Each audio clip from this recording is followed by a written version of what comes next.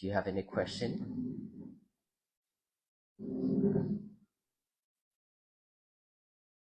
Yes.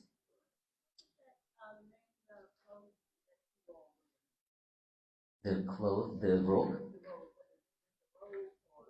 Okay. So for Buddhist monk, if we don't have a rope like this and a bowl where we carry on our shoulder, you see pictures and video. If you have seen that there's like a bamboo base, right, sticking out from the back that we carry on our shoulder. That is the bow of the venerable monks. If you want to ordain to become a monk, first of all, you have to have a set of rope. Second, you have to have a bow. The rope is represent for the wings of the bird. The wings of the bird that you have to fly here and there. Okay, going here and there. And the bow is like the mouth of the bird. It's not where we used to put food in it to eat every day. So the life of the venerable monks is just traveling around every day. In the morning, well, right now we don't do that, but in Asia country, every morning all the venerable monks have to walk out on the street, stop in front of each house. So basically, we'll just walk. Let me do this, okay?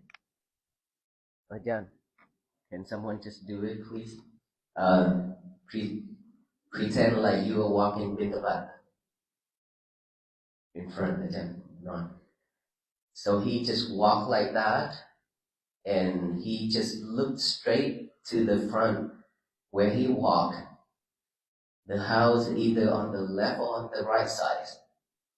Then he decided to stand in front of one of the house, but he would not ask for the donors. He would not ask the owner to offer him food. He just silently stand right there. And then if one of you decided to offer food to the monk, then whatever you have already cooked, okay? Anything that is edible, and then you more than welcome to bring a dish out, and then he will be silently open the lid of that bowl. And then you offer the food into his bowl, and then he close that lid and he can do the blessing for you. And then he continue to the next house. You don't walk out there because you fall. Okay, thank you again. So with that bowl, that is the life of the monk. And then whenever we finish with that, if we feel like, okay, this is enough for me today, then we'll silently walk back to the monastery or to the forest, and then find a plate, sit down and eat all that food in that bowl. Okay? And so for this rope right here, each monk will have a set of rope, 3 pieces. This one, the full cover, you see Ajahn or Ajahn here, they wear like this, we call full cover. When we walk outdoor, we have to cover ourselves up. But when we stay in the temple, then we can wear like half shoulder. So usually if you see the monk with half shoulder open, that is when they stay indoor. When they go outdoor and walk like us, we have to cover ourselves up. And then there's a Sangati, which is this piece right here. This piece is 2 layers, up to 7 layers. You can either use shoulder, 2 layers, minimum. This one layer. This one have to be 2 layers and up, maximum 7 layers. Depends on the weather, depends on the location where you stay. If it's too cold, then you can use 7 layers. Basically, this one just to replace your blanket.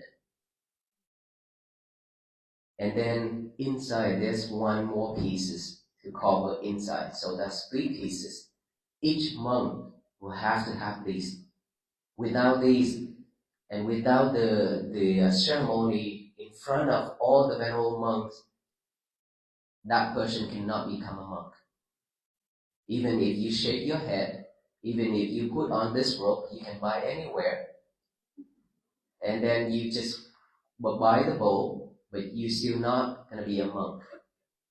Without the community monks that is residing in Pali language, when the Buddha time still, we use that traditions. And so wherever we go, we have to carry these with us. Without these, we probably die. So don't even try to steal our bowl. Okay, did I answer your question? Thank you. Any other question? Yes. Are there any foods that you avoid, or as far as it relates to your spirituality, that are not of your consumption? Okay. 2,600 years ago, when our Buddha became enlightenment, and by that time, India, you from India? India, when the Buddha still, his time still, there's hundred thousands of monks. Okay, not just like a couple hundred like us.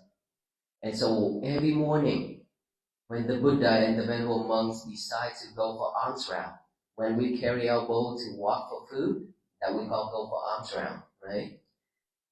We will never announce or let anybody know that we will go that direction, or this direction, or that direction.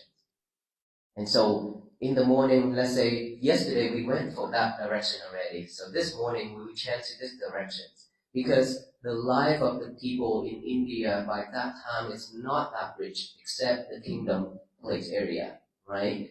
So if, let's say, 1,000 and 100,000 of monks walking, they have nothing to offer, right? They don't have enough food to offer. So whatever that people already cook, that they already have prepared for their family to eat, if they see the most venerable Buddha and all the venerable monks walking for alms round, they will just silently bring all the food where they already cooked, prepare for their family. They will come out and offer to each and every single monk. So that either veg or non-veg. Okay, so Theravada tradition, we are Theravada tradition. If you can see the way of wearing a robe like this, we call Theravada. Originally from India time, the Buddha time until now, we keep the same rules and regulation. We don't change. So we can eat anything that you offer, either veg or non-veg, as long as I don't see that animal die because of me. Let's say you invited me to come to your house, let's say tonight, come to this university. Well, we don't eat nighttime. But now let's say this is lunchtime, okay? So you hosted us here today during the lunchtime. Then when we walk all the way in here and we saw some chicken running around. And then later on, we don't see those chicken running around anymore. And then when we came inside, and then lunchtime when we go for alms round, carry our bowls to go get food, and we saw this is some chicken. In my head, I have this thought, oh, these probably the chicken out there that I saw earlier. I cannot consume it. If I consume it, and if those chicken were killed by any of you to offer to the monks, and I already know it, but if I still eat, it means that I am no longer a monk. Either seeing it, hearing it, and knowing it. These three rules, we cannot eat, we cannot touch. Let me tell you one story. Back then, one of the venerable monks He was the disciple of the Buddha. And he's purely veg. And he came up with the rules, asked the Buddha to force all the venerable monks to be veg and stay under the tree only. And his name is Devadatta. And the Buddha said no. The venerable monks can eat anything that is offered the right way by the lay devotees, which is the people. If you offer the right way apply without big rules, remember, then all venerable monks can eat. As long as you don't see, you don't hear, you don't know that animal died because of you, then you can eat. And he is the one who requests the Buddha for veg. He is veg, and he has such a power too. And he wanted to kill the Buddha, to take over the Buddha's Sangha. Sangha is the community monks. He is veg, and he wants to kill the Buddha just because he wants to control everybody. And who in this world that also veg, but brought tears to the world? Hitler? Yes.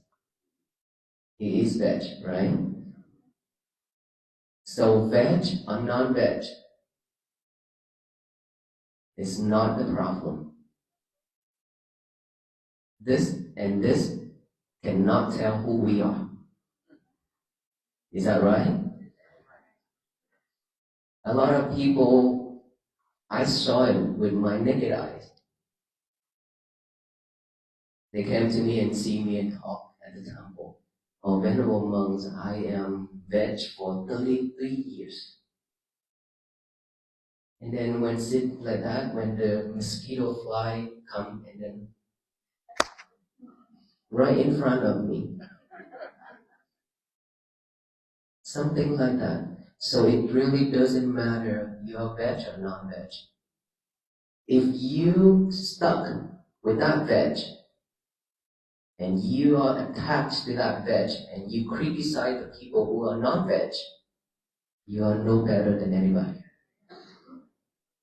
If you are non-veg, and you criticize the people who are veg, you are no better than anybody. So it doesn't matter what you want to consume. It really doesn't matter. It's because of your health. Consider that because of your health, I cannot consume meat. Then just take veg. I am veg. But we just knowing that all those food are just to support this life. It doesn't matter what we eat. High protein or low protein, good quality or not good quality, it doesn't matter at all. Because when you go to the toilet, it comes out the same. And it has the same smell as well. So we really don't need to go there, right? As long as you know that that food is suitable for you, take it. Look at the other people as they are. Don't criticize anybody.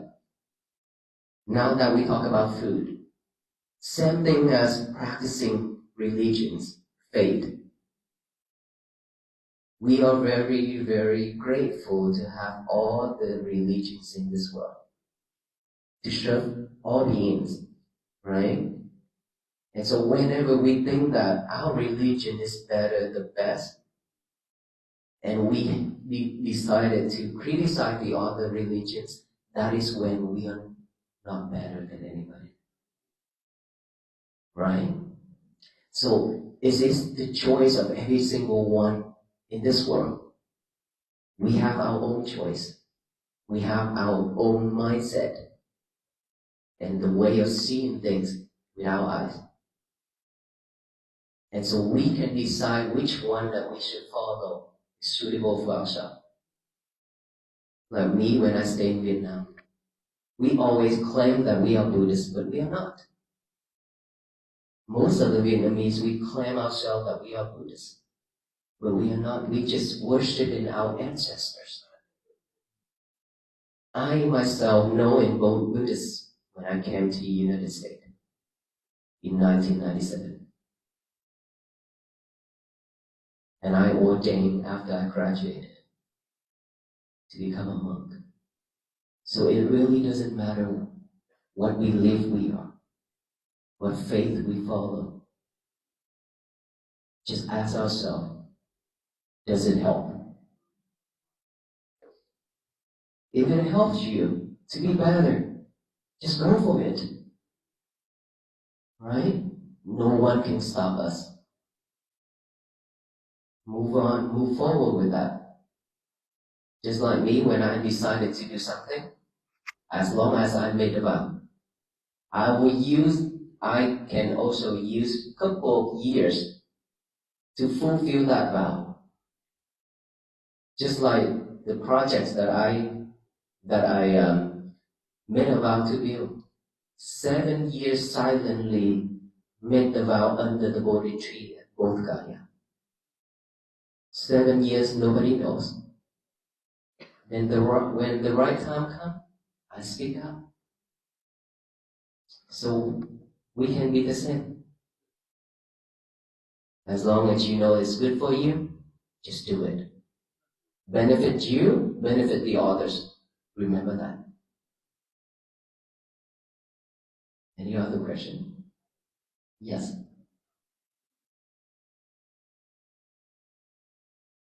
This is the 100th day of your walk.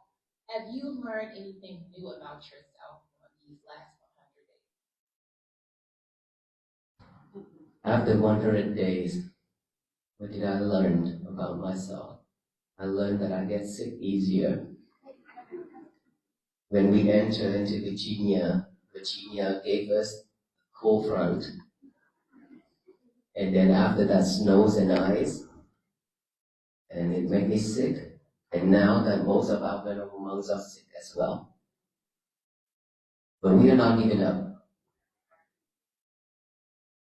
And I know that on this journey, not just us walking alone. I learned every day that there are more and more and more people in this country and around the world are walking with us now. It's because of this mission is something that our people is really needed. And we will continue to walk.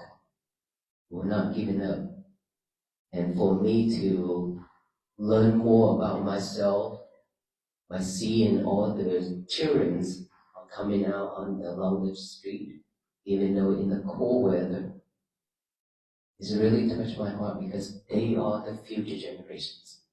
They will carry on this mission. They will continue this walk. And here we are, we have to work our best to change this place to be a better place for our future generations. And I am one of the person who lead on this walk. And I really hope that every one of us, every single one of us are joining this walk together to make this happen.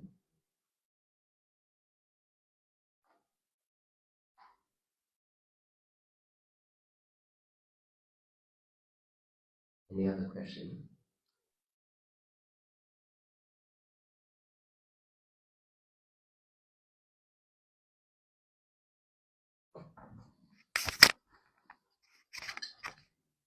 Hi. Does the different shades of your covering have any significance? Covering? The different shades of your coverings? Oh, your robe? my.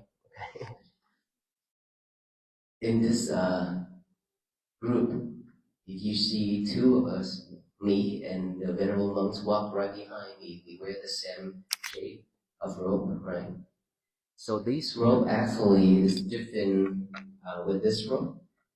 It's different is because when I walk in India in 2022 for 112 days, and I collected these fabric from along the road, trash area, and and along the Ganga River, where the cremation is made for all the people who died. So wherever I see like bad fabrics, and also from Vero monks, they don't use it anymore and they trash it, I collect it and showed it myself. So the reason why I want to show this, because this is something that I really wanted to do for a long time since I ordained to become a monk.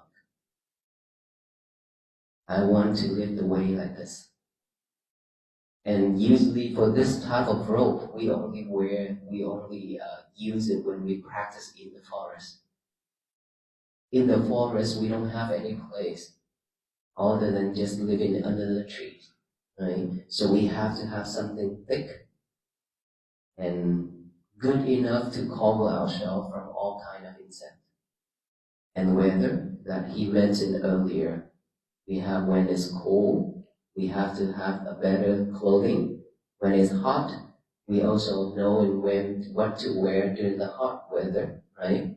And so when living in the forest, there's a lot of animals and a lot of insects, so we have to cover ourselves when we sleep. That is the difference.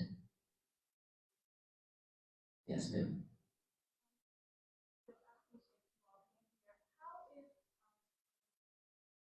Aloka. Ajahn Mahadam. Okay. Aloka, he's here with us, and I think he's wandering around out there. He's doing fine, but he's under restriction because that surgery area, we don't want him to break it. So he's under restriction. He's been taken care well. The doctors say that he's been taken care of like a king. So we don't have to worry about him, but he has been spoiled. And then Ajahn Mahadam in Georgia, he is also well. He's waiting for the artificial leg to put in. Yes, and he will join us in Washington, D.C.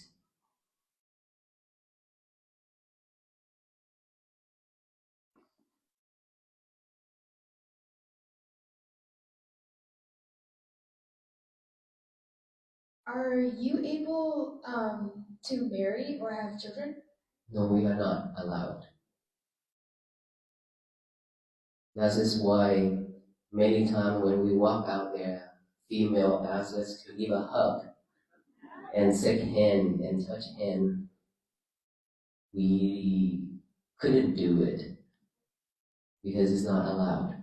Plus, we didn't shower every day.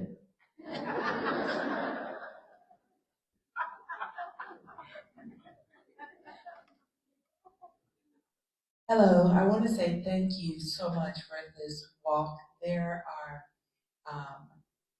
millions that are in unison with you all that share the same faith, different faiths, but we want to say thank you. We are grateful that you honored us by coming to Virginia Union University. I have one quick question.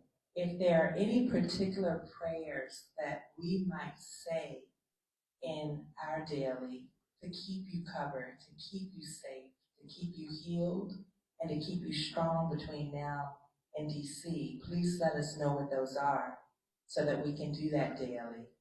But then a lighthearted question, when you get there, do you get to fly home or take it? Because somebody's going to carry you home so you don't have to walk back. I'm just wondering. Well, first of all, thank you for your thought. It's very thoughtful. Thinking of us every day. There's like you say, hundreds and millions of people are praying for us every day. That is love. That is really overwhelmed us. We have never expected that much people come in and then support this mission like that. But whenever you think of us, that is a lot of support already. But there's one thing that I would love to share, which all of us can do every day. And whenever you do that, we feel it. And then if I feel cold and I feel tired, I don't want to walk means that you don't do it. Every morning when you wake up, when our mind is still fresh and clear, okay, if we don't give our mind a job to do, it will pick up all the trash to chew it over and over. Our mind, this mind, like a monkey, is always jumping here and there. Trash means all those bad habits, all those unnecessary things in life, sadness, all the things that is not happy with your life. You name it. When we already encounter that in our daily life, it's always recorded in our mind. It will not go anywhere. It will just stay there and waiting for its time to pop up in your head. And so if we are not mindful, we will be overwhelmed with thoughts. When it's overwhelmed, we feel stress, anxiety, and depression. And so if our mind is empty, have nothing to do, it always pick up all those bad things to think it over and over. It rarely think about the good things. That is the nature of the mind. And so before it pick up all those trash, because I call those trash because they're not usable, those are just gonna drag us down every day. So give ourselves, give our mind a job to do before it used all those trash by getting a piece of paper and a pen out. Write out the statement, say, today is going to be my peaceful day. Today is going to be my peaceful day. Just write that down. Even if you already memorize it, you still have to get a paper and a pen, write it. When you use your hand and your mind at the same time, it gives you a lot of power. It reminds you a lot more. And this will take time to practice. And you have to believe in that and you need to practice to believe in that. After you write that down, read it over and over with your eyes. Today is going to be my peaceful day. Today is going to be my peaceful day. Just like that. And then finally, read it out loud with our mouth. Today is going to be my peaceful day. Okay, let us not sidetrack. We are very easy to be sidetracked. That is not mindfulness. And this is something that we need to train ourselves because we've been living in this world without mindfulness that he mentioned. And that is why we always react, and after we react, we suffer. Right? So after you write that down and then read it with our eyes, and then read it out loud with our mouth, today is going to be my peaceful day. To tell the universe that today is going to be my peaceful day, so that no one in this world can mess that up. Just only me, which is ourselves. Only us can mess our days up, no one else. If they say something, if you're mindful, you take a deep breath or you come back with this breath, this present moment right here and now, then you will not react. It means that your day will still be at peace. But when you are not mindful, when somebody says something, you react like that. You messed up your day just like that. And so when we do that, to tell the universe, today is going to be my peaceful day, imagine that all people in this country and around the world are doing the same thing over and over every day. What is going to happen? The whole world will be at peace. It's because all the people together, not just our venerable monks. We cannot do this alone. Nor this much We still cannot do this alone. But we have to have all the people in this nation and in this world to do it together. It's very simple, but very powerful. Because we've been spread hatred and anger to the universe every day. For many years, many generations. Is that right? And that is why we've been receiving so much sufferings, disasters, and everything. This is a time where we need to change, where we need to just spread loving kindness, compassion to the universe instead. If we all can do that, imagine all the people every morning just recite that, and then the universe touch it, receive it, will shower back down with love and kindness and compassion and peace. This world will be the better place for all beings to live. If you can do that every day, and all of us can do that every day, that is how you support this walk, and how you walk for yourself. We are not walking alone, because all the people now already support this mission. We are walking together, right, in spirit. And so by practicing this means that you are walking for your peace, for your own peace. Peace always begins from within, ourselves first. We are not talking about peace out there. Don't talk about it, because no one can bring peace to the world. But we can bring peace out to our world, which is inside of us. We have our own world here. These need to be peace first. And then we have another, many worlds around us, which is our family. Right? That world also, those worlds also need to be happy and peace. And then spread out like that, step by step, family by family. And the whole world will flourish and bloom and flourish with peace. Yes, so today is going to be my peaceful day. And write that down, practice that, be mindful every day. After you write that down and after you read it, after you announce it, and every day be mindful with everything you do. Just one thing at a time. Do not multitask anymore. That is very important. If you keep multitasking yourself, then you go back to your old days again. Because we don't have concentration. And concentration is something that we really need. Students, without concentration, can you do your work? Can you focus in study? Of course not. But you have a lot of stress. A lot of stress every day.